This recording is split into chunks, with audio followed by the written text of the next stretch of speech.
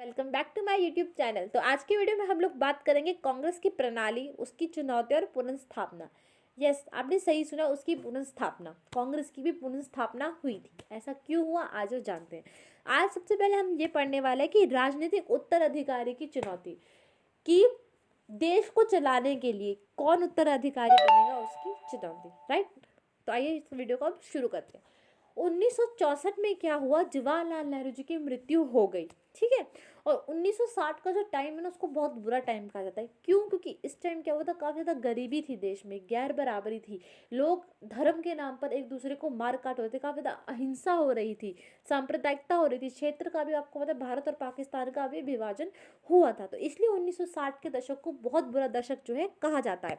उस time king Congress party थी, उसके अध्यक्ष कौन थे? के कामराज थे उसके अध्यक्ष थे। राइट, जवाहरलाल नेहरू जी की मृत्यु के बाद लाल बहादुर शास्त्री जो थे वह 1964 से लेकर, जो 1964 में जवाहरलाल नेहरू जी की मृत्यु हुई, तो 1964 से लेकर 1966 तक वह देश के प्रधानमंत्री रहे। शास्त्री जी की 10 जनवरी 1966 में जो है ताशकंद समझौता हुआ था पाकिस्तान में हुआ था, मतलब सॉरी, पाकिस्तान के साथ हुआ था ताशकंद समझौता। यह हुआ था उज्बेकिस्तान की राजधानी है ताशकंद। ठीक है, मेरे प्रोनाउंसिएशन में थोड़ी गलती हो सकती है, मेरी थोड़ी जी भटकती है। उज्बेकिस्तान की राजधानी है ताशकंद। उसमें शास्त्री जी और पाकिस्तान के जो थे इन दोनों के बीच में क्या होना था, समझौता होना था। राइट, पाकिस्तान और भारत का समझौता होना था। वो कहाँ होना था? उज्बेकिस्तान की राजधानी है ताशकंद, वहाँ होना था। वहाँ जी शास्त्री जी गए थे और वहाँ पे उनकी बहुत ही अजीब तरीके से मृत्यु हो गई। ये अभी तक पता नहीं लग पाया है कि उनकी मृत्यु कैसे हुई थी, इसलिए इसको ताशकंद समझौता कहा जाता है। ठीक है, तो वहाँ वो गए शास्त्री जी और लाल बहादुर शास्त्री जी, और उनकी मृत्यु हो गई। उस समय क्या था, जब ये जो मतलब सब कुछ चल रहा था, जैसे शास्त्री जी की मृत्यु, ये सब इतना कुछ तो था ही, थी समस्या, मानसून था, ये सब था। उस समय क्या हुआ, उस समय भारत और चीन का युद्ध भी हुआ था, आर्थिक संकट था, सूखा पड़ गया था, मानसून की असफलता भी हो गई थी, पाक के साथ अभी अभी हमारा युद्ध हुआ था, विभाजन जैसे समस्याएं भी अभी चल ही रही थी। अब बात है कि शास्त्री जी के बाद देश के हमारी पहली प्रधानमंत्री, जो बहुत गर्व की बात है, एक महिला प्रधानमंत्री बनी, जिसका नाम है श्रीमती इंदिरा गांधी जी। ठीक है, तो अब आगे देखते हैं। शास्त्री जी की जैसे ही मृत्यु हुई, उसके बाद मोरारजी देसाई जी क्या चाहते थे कि मैं भारत का प्रधानमंत्री बनूं। क्यों? क्योंकि अब देखो, जो इंसान ये सोचता है कि मुझे बहुत कुछ पता है, सोचता क्या, उनको पता ही, कि वो काफ़ी ज़्यादा पॉलिटिक्स में रहे थे। पर लेकिन यहाँ पे क्या हुआ, यहाँ पे सिंडिकेट जो थे, उन्होंने इंदिरा गांधी का नाम दे दिया आगे, नहीं अब वो आगे उत्तराधिकारी बनेंगी। पर मोरारजी देसाई को ये बात अच्छी नहीं लगी, तो इन दोनों के बीच में कड़ा मुकाबला हुआ, मोरारजी देसाई और इंदिरा गांधी जी के बीच बहुत ज़्यादा मुकाबला हुआ। ठीक है, अब ये बात क्वेश्चन आई हो क्या आपके दिमाग में, कि आखिर सिंडिकेट क्यों चाहते, सिंडिकेट होता क्या और ये चाहते क्यों थे? सिंडिकेट होते हैं जैसे कोई भी पार्टी के अंदर बहुत ज़्यादा बड़े बड़े नेता होते हैं जिनकी काफ़ी ज़्यादा चलती है। जैसे आप क्लासरूम में आप हो, मॉनिटर चाहे कोई भी हो, इट्स ओके, पर आपकी काफ़ी ज़्यादा क्लास में चलती, सब आपकी बात मानते। तो ऐसे ही कांग्रेस के अंदर भी सिंडिकेट थे, उसको सिंडिकेट के नाम से जाना जाता। तो कांग्रेस के अंदर जो दिग्गज नेता थे उनको सिंडिकेट के नाम से जाना जाता था। तो वो ये चाहते थे कि इंदिरा गांधी प्रधानमंत्री बने। अब आप सोचोगे वो ऐसा क्यों चाहते थे? तो वो इसलिए चाहते, वो ये मानते थे कि इंदिरा गांधी तो बहुत ज़्यादा कम अनुभवी है, उन्हें क्या पता होगा, उनको हर बात पे हमारे ऊपर निर्भर रहना पड़ेगा, वो हर बात के लिए वो हमारे से सलाह लेंगे और हम उनका फ़ायदा उठाएंगे। इसलिए सिंडिकेट ने इंदिरा गांधी को प्रधानमंत्री बनने को कहा। ठीक है, वो चाहते थे कि इंदिरा गांधी प्रधानमंत्री बने। ठीक है, अब सिंडिकेट ने इंदिरा गांधी को अनुभवी के लिए मान लिया। राइट, यहाँ पे भी पढ़ लेते हैं क्या क्या है। यह मानकर वह दिशा निर्देशन के लिए सिंडिकेट, उन्होंने ये कहा कि वो तो अनुभवी नहीं है और वो हर बात के लिए हमारे ऊपर डिपेंड रहेंगी। नेतृत्व के लिए प्रतिस्पर्धा के बावजूद पार्टी में सत्ता का हस्तांतरण बड़े शांतिपूर्ण ढंग से संपन्न हो गया। अब क्या हुआ, इंदिरा गांधी जी की जीत हुई। ठीक है, सिंडिकेट्स जो थे, अब जो दिग्गज नेता, जब मैं दिग्गज हूँ तो मेरी बात तो सब मानेंगे, तो इंदिरा गांधी जी की बहुत ही बड़े पैमाने पर जीत हो गई। मोरारजी देसाई वहाँ पे हार गए, तो उनके द्वारा नेतृत्व के लिए प्रतिस्पर्धा, मतलब मोरारजी देसाई उन दोनों के बीच में मुकाबला चलता रहा, पर लेकिन इसके बावजूद भी इंदिरा गांधी बहुत ज़्यादा शांतिपूर्ण तरीके से जीत गई। राइट, अच्छे वोटों के साथ इंदिरा गांधी जीत गई। और उनके पीछे किसका हाथ था? उनके पीछे सिंडिकेट्स का हाथ था उनको जिताने के लिए। अब मैंने आपको बता दी कि सिंडिकेट क्या होते हैं, सिंडिकेट का उद्देश्य क्या था उनको जिताने के लिए। ठीक है, अब आता है गैर कांग्रेसवाद। आप गैर कांग्रेस, जो कांग्रेस के अंदर नहीं, कांग्रेस से बाहर, गैर कांग्रेस, राइट। जो दल अपने कार्यक्रम में विचारधाराओं के धरातल पर एक दूसरे से अलग थे, एकजुट हुए। जो कांग्रेस के खिलाफ थे वो सारे क्या हो गए, अब एकजुट हो गए, ठीक है। और उन्हें बहुत ज़्यादा सीटें भी नहीं मिली थी। उन्हें सीटें के मामले में चुनावी तालमेल करते हुए एक कांग्रेस विरोधी मोर्चा बनाया। उन्होंने कांग्रेस के विरोध मोर्चा बनाया।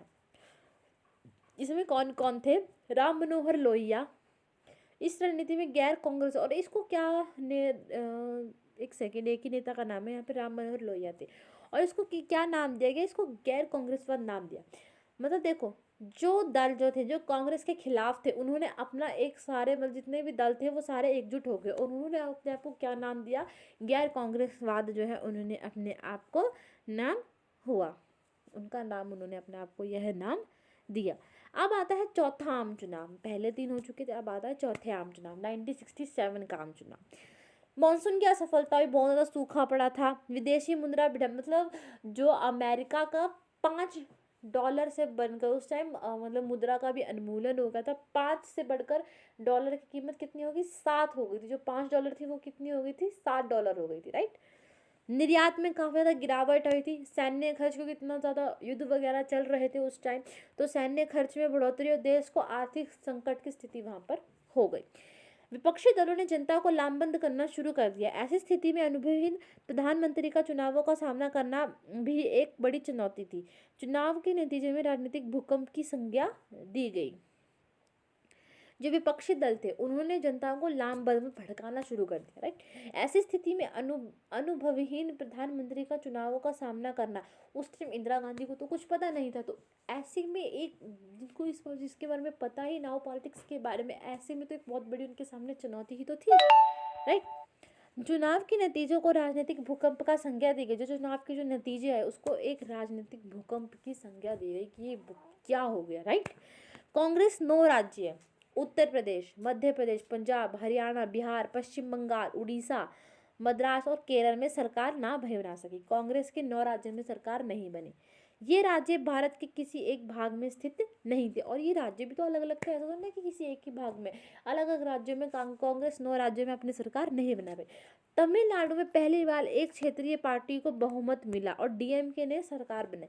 और तमिलनाडु में एक क्षेत्र की पार्टी थी, उसको काफ़ी ज़्यादा बहुमत मिला, जिसका नाम क्या है? DMK, right. इस पार्टी ने हिंदी का राजभाषा के रूप में विरोध किया और इस पार्टी ने सरकार बनाई। ये जो पार्टी थी डीएमके की पार्टी, इसने हिंदी जो है उसको राजभाषा बनाने का विरोध किया, ठीक है, और इन्हें अपनी एक सरकार बनाई। अब आता है गठबंधन। गठबंधन से आप लोग बहुत सारे लोगों को तो पता ही होगा। 1960 के चुनाव जब हुए तो उसमें गठबंधन की घटना सामने आई। पार्टियों को बहुमत नहीं मिला और उन्होंने गैर कांग्रेस सरकारों ने मिलकर एक संयुक्त विधायक दल बना दिया।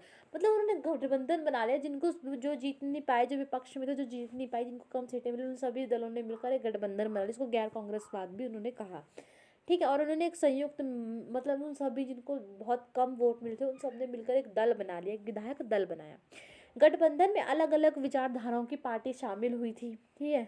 बिहार समाजवादी पीसीपी पार्टी उसमें शामिल थी।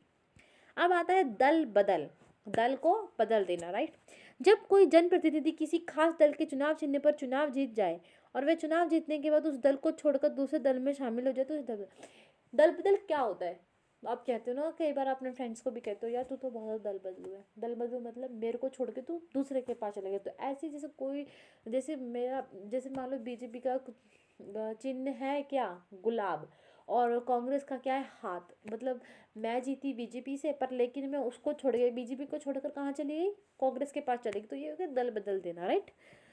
1965 के चुनावों के बाद कांग्रेस के एक विधायक हरियाणा गयालाल ने एक पखवाड़े में 3 बार पार्टी बदली। तो 1967 में जो चुनाव के बाद कांग्रेस के जो एक विधायक थे जिनका नाम क्या था? गयालाल, उन्होंने 3 बार पार्टी बदली। उन्हीं के नाम पर आया राम गया राम का एक किस्सा बना, एक हास्य टाइप बना कि आया राम गया राम। मतलब उन्होंने 3 बार पार्टी बदली 1967 में कांग्रेस के जीतने के बाद, कांग्रेस के चुनावों के बाद। तो इसलिए वो कांग्रेस के विधायक थे, उन्होंने 3 बार पार्टी बदली, तो इसलिए उन्हीं के नाम पर एक हास्य चीज़ बनी कि वो एक कहते हैं ना, एक डायलॉग बना, आया राम गया राम। यह जुमला दल बदल की अवधारणा से संबंधित था, और यह जो था एक दल बदल की मतलब एक दल बदल की स्थिति से था कि उसने अपना दल बदल लिया। कांग्रेस के अंदर प्रभावशाली और बहुत ज़्यादा ताकतवर नेता के समूह थे को अनौपचारिक तौर पर सिंडिकेट कहा जाता है। इन समूह को नेता के पार्टी के संगठन पर नियंत्रण था। मैंने आपको पहले ही बताया है कि कांग्रेस सिंडिकेट कौन होते हैं, यहाँ पे यही बताया गया है। तो इस समूह के जो नेता थे उन्हें पार्टी का संगठन, और इस समूह के नेता अब मेरी बहुत ज़्यादा चलती है तो मैं क्या होंगी वहाँ पे, मेरा पूरा उसमें कंट्रोल होगा। ठीक है, नेक्स्ट आता है कांग्रेस का विभाजन भी हुआ। सिंडिकेट में इंदिरा गांधी के मध्य बढ़ते भेदभाव भी राष्ट्रपति, अब देखो उन्होंने क्या किया, उन्होंने बोला, उन्होंने ये सोच के क्या क्या सोच के इंदिरा गांधी को जिताया था कि इसको तो कुछ पता ही नहीं है, पर असलियत में इंदिरा गांधी जी ने सिंडिकेट को भी साइड कर दिया, उनको भी फटकार लगा के साइड कर दिया कि नहीं मैं हूँ और मैं अपना राज चलाऊंगी। अब इसके साथ तो सिंडिकेट को तो धोखा हो गया। तो क्या हुआ, इंदिरा गांधी और सिंडिकेट के बीच काफ़ी ज़्यादा मतभेद हुए।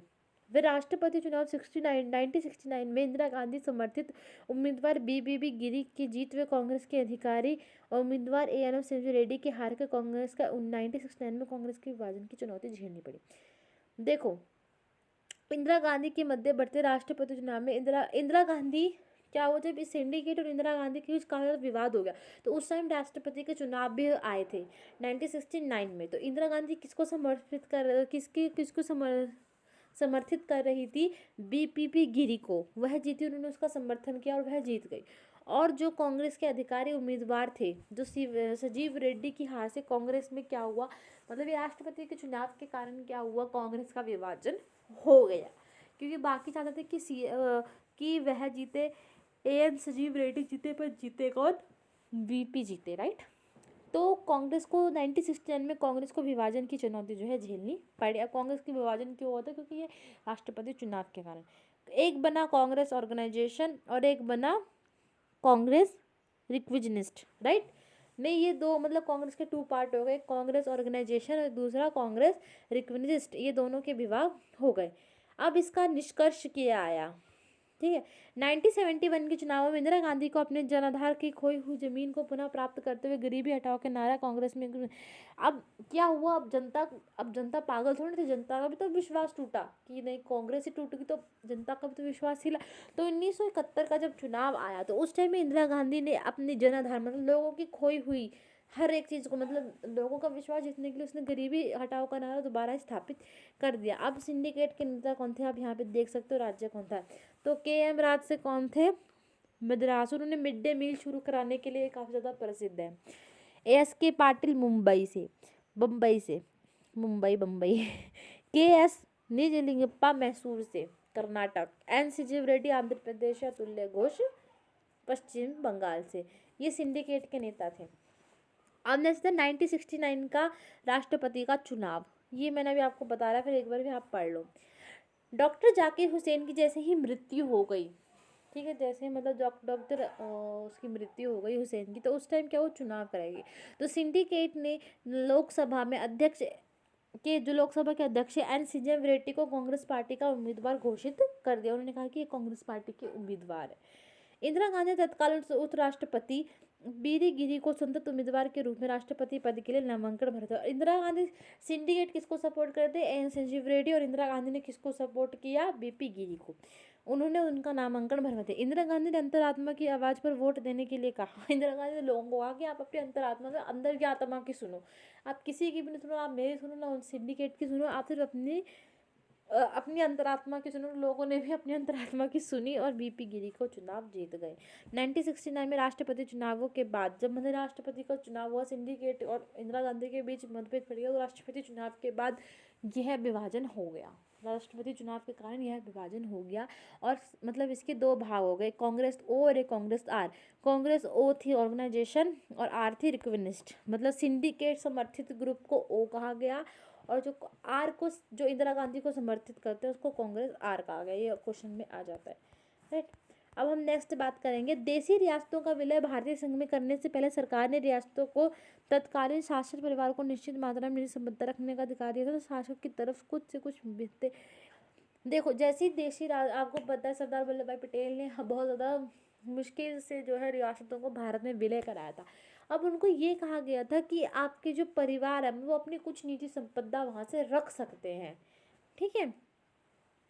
और सरकार की तरफ से कुछ विशेष भत्ता भी उनको मिलेगा। मतलब अगर वो विलय हो जाते हैं भारत में, वो अपने राज्य को मिला देते हैं, तो उनको क्या होगा, उनके जो परिवार होगा उसको कुछ निजी संपदा रखने का भी अधिकार होगा और कुछ विशेष भत्ता देने का भी आश्वासन किया सरकार की तरफ से। यह दोनों निजी संपदा भत्ते इस बात को आधार मानकर तय की जाएगी कि उस रास्ते का विस्तार, राजस्व और क्षमता कितनी है। और वो जो उनको जो निजी संपदा और भत्ता दिया जाएगा वो इस बात के ऊपर डिपेंड था कि वो जो राज्य है उसमें वो कितना टैक्स वहाँ से मिलता है, कितना क्या उस सब, ये सब देखकर किया जाएगा कि वहाँ पे वो राज्य कितना है, लोग कितने, जनसंख्या कितनी, ये सब देखकर वहाँ पे दिया जाना था। इस व्यवस्था को प्रीवी पर्स कहा गया। तो ये भी क्वेश्चन था कि प्रीवी पर्स क्या है, तो इस व्यवस्था को प्रीवी पर्स कहा गया। इंदिरा गांधी ने 1967 के चुनावों की खोई जमीन प्राप्त करने के लिए 10 सूत्रीय कार्यक्रम बनाए। मतलब इंदिरा गांधी ने 1967 में जो भी अपना जनाधार खो चुकी थी, मतलब लोगों का विश्वास वगैरह जो भी खो चुकी थी, उसको दोबारा हासिल करने के लिए 10 सूत्र कार्यक्रम चलाए। वो क्या थे, इसमें बैंकों का राष्ट्रीयकरण किया गया, खगान के वे सरकारी मतलब खाने का सरकारी वितरण किया गया, भूमि सुधार, इसमें सब कुछ शामिल थे। अब 1971 के चुनाव में गैर साम्यवादिता गैर कांग्रेसी विपक्ष पार्टियों के चुनावी गठबंधन को ग्रैंड अलायंस बनाया। जो इन्होंने गठबंधन बनाया था अपना, गैर कांग्रेस ने और ये गैर साम्यवाद ने, तो इन्हीं को क्या कहा, क्या नाम दिया गया, इनको ग्रैंड अलायंस का नाम दिया गया। ठीक है। इंदिरा गांधी ने सकारात्मक कार्यक्रम रखा हुए गरीबी हटाओ का नारा दिया। इंदिरा गांधी ने कौन सा नारा दिया था, गरीबी हटाओ का। लाल बहादुर शास्त्री ने क्या नारा दिया था, जय जवान जय किसान का। ग्रैंड अलायंस ने इंदिरा हटाओ का नारा दिया। इंदिरा गांधी ने दिया गरीबी हटाओ और ग्रैंड अलायंस ने क्या किया, इंदिरा को हटा दो।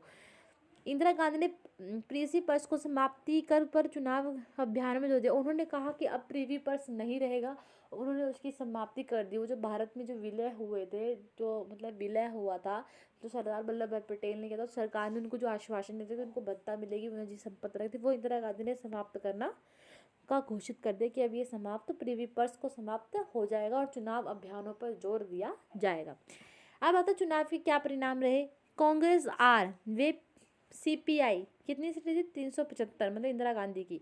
गठबंधन कितने सीटें, 352। Congress R plus, Congress R organisation जो कांग्रेस के समर्थन में नहीं थी, 23 सीटें प्लस में।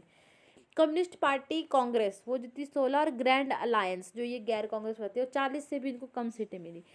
अब आता है कांग्रेस प्रणाली का पुनर्स्थापना। प्रणाली होती है एक विचारधारा, राइट। हर एक इंसान की अपनी विचारधारा होती है, तो ऐसी कांग्रेस प्रणाली की पुनर्स्थापना की गई। अब कांग्रेस पूर्णतः अपने सर्वोच्च नेता की लोकप्रियता पर आधारित थी। कांग्रेस अब अलग अलग मतों व हितों के साथ लेकर चलने वाली पार्टी नहीं थी। आपको पता है कांग्रेस में काफ़ी ज़्यादा लोकप्रिय नेता थे। अब इंदिरा गांधी वहाँ पे बन चुकी थी, तो इंदिरा गांधी भी काफ़ी ज़्यादा लोकप्रिय थी। कांग्रेस अब अलग अलग मतों व हितों को साथ, अब कांग्रेस वह नहीं रही जो कुछ लोगों को अपने साथ लेके चले। जैसे पहले था ना कि सभी को साथ लेके, तब ऐसा कुछ नहीं था। यह कुछ सामाजिक वर्ग ही कुछ ही सामाजिक वर्ग को लेकर चलती थी, जैसे गरीब, महिला, दलित, आदिवासी व अल्पसंख्यक, इन्हीं पर यह निर्भर थी। इंदिरा गांधी ने कांग्रेस की पुनर्स्थापना तो कर दी, लेकिन कांग्रेस प्रणाली की प्रकृति को बदलकर पार्टी का संगठन ढांचा भी अपेक्षाकृत कमजोर था। इंदिरा गांधी ने सब कुछ पुनर्स्थापित तो कर दिया, मतलब कांग्रेस सरकार दोबारा बन गई, सब कुछ दोबारा बन गया, पर लेकिन अब क्या था, पार्टी का जो अंदरूनी ढांचा था वो काफ़ी ज़्यादा कमज़ोर हो गया। पॉलिटिक्स ऑफ गरीबी हटाओ का नारा, इसका जुड़ा कार्यक्रम इंदिरा गांधी की राजनीतिक रणनीति थी। इसके सहारे वे अपने लिए देशव्यापी राजनीतिक समर्थन की बुनियाद तैयार करना सकती। जो गरीबी हटाओ का नारा था वह इंदिरा गांधी के लिए काफ़ी ज़्यादा इंपॉर्टेंट रहा। क्यों? क्योंकि इससे क्या हुआ, इंदिरा गांधी ने कार्यक्रम भी तो चलाए, पर इंदिरा गांधी को काफ़ी ज़्यादा फायदा भी हुआ, लोगों ने उनको बढ़ चढ़कर वोट भी दिए, राइट।